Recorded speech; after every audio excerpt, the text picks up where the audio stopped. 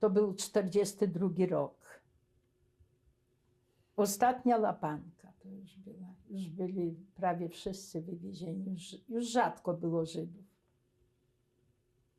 I wtedy spędzili ich, tu ich wyłuszczyli. I to było 1 listopada.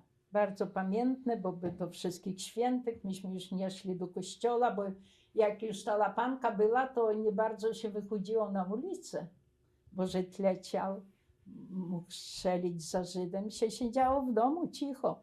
I wtedy, proszę pana, ich spędzili na rynek i właśnie między innymi tego naszego, matka i ojciec wcześniej jego już byli złapani, a on był z bratem, starszym od siebie. To on miał 12 lat, a brat może miał 16. I wtedy ich złapali i wszystkich ich nie prowadzili szosą tędy, jak jedziemy do Zamościa, bo stacja jest tam, prawda? Tylko ich prowadzili tutaj taką, nie byliście panowie jak do Tarnogóry, to koło posterunku? Nie. Tak. To tędy i tam były, hrabia miał łąki. Łąki były, ponieważ to podmokły teren, łąki były rowami podzielone, żeby ususzać. Więc ich pędzili przez te łąki, przez te rowy w listopadzie, gdzie było wstrętnie, mokro, wtedy było zimno. Przez te rowy głębokie oczywiście, i na łąkę pod stację.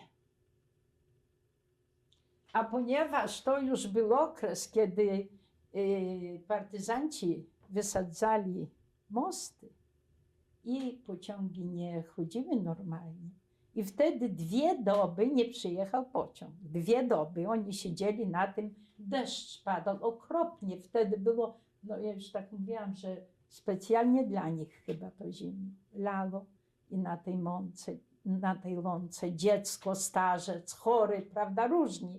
A rowy, proszę sobie wyobrazić, że te rowy, przez które oni przychodzili, to były zaslane ludźmi. Jak to? Most z ludzi był. No tak był stary, nie przeskoczył. Wszedł, upadł. Czarny bił, drugiego pchał, który był znowu jakiś słaby i znowu się kładł. Przecież później to było normalne, takie duże te łąki są tutaj. To było normalne, jak ich już stamtąd wzięli, to było pobojowisko, tak jak się widzi nieraz jakiś film po bitwie, dosłownie. A widziała pani, jak ich prowadzili przez tę łąkę? To znaczy, czy widziałam? Widziałam, bo ciocia mieszkała bliżej tej łąki i poleciałam do cioci i patrzyliśmy, jak ich tak pędzili. Oni padali w te rowy, oni piszczeli, oni byli bici. No to było straszne, to widowisko nie do opowiedzenia wprost. Okropne. Strzelali do nich? Jak uciekał, to strzelał. A uciekali.